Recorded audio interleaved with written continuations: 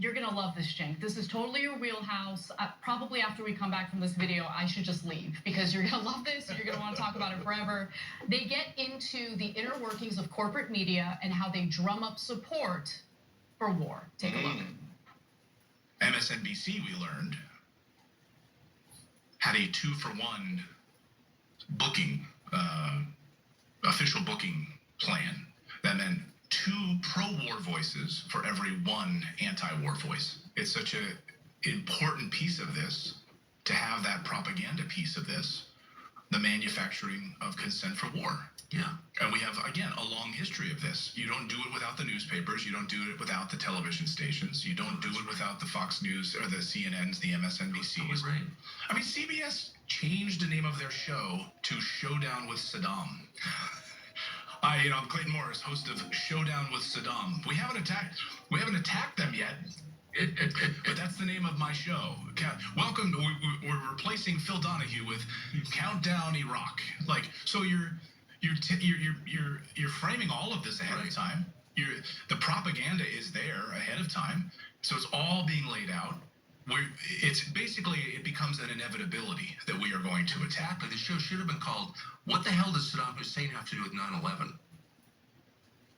Go ahead, Cenk. Yeah, 100%. Well, that's what we were saying on the air in the Young Turks before the war began and after the war began.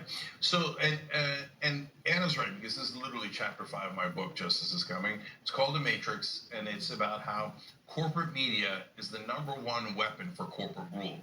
So whenever corporate interests are aligned, you will have MSNBC, CNN, and Fox News all agree. And we showed you a pretty spectacular case of that yesterday when we showed you all 3 cable news shows going, "Attaboy, Donald Trump, way to attack Iran." Same exact thing they did before the Iraq War. Now, if you're wondering why, well, there's a couple of reasons why. So as I explained in the book, and I mentioned Phil Donahue that Clayton Morris just mentioned there as well. What MSNBC did back then was anyone that was on the air that was against the war, they took them off. Yeah. Phil Donahue was their #1 rated show. They took him off the air because he was against the Iraq War. Ashley Banfield was this new star that they had stolen from another station. They were so proud of her. She covered 9/11. Was a big up and coming star.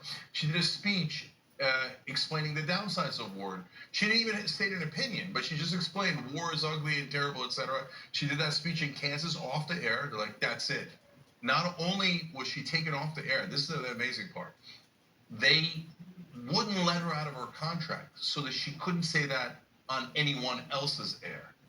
And then they moved her office into a closet so that everyone in the building can see, if you speak out against war, you're gonna get stuffed into a closet. It was so sick. It was so sick. It was so sick. I remember. And then Jesse Ventura was on the show. And Jesse says a lot of wacky things, right?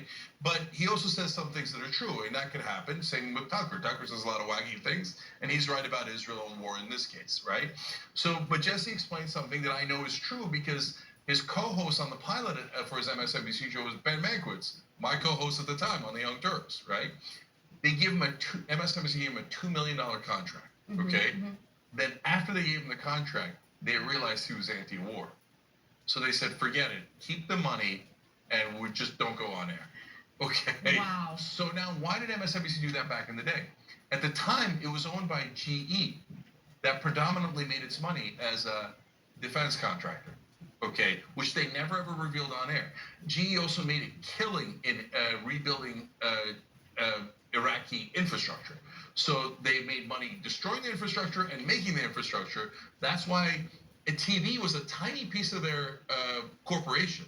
And that's why later they sold MSNBC. They didn't really care because it had gotten the job done. It served its purpose of marketing for the really profitable parts of GE, which is war making, right? And so a lot of those defense contractors are also advertisers on cable news. Yes. That's another incentive. Plus, the lying politicians are the #1 advertisers on cable news. Because, for example, in this election cycle, we spent $16 billion. Most of it went into mainstream media. So all those politicians are their clients, their sponsors, their brands that they're backing. So those politicians are owned by the military-industrial complex, AIPAC, big drug companies, etc. So when they go in line and say, "Oh, we want war. War is great," they go, "Oh, this is our top client. They want war. We want war. Yes, war is great. You showdown with Saddam." So that's how that sausage gets made.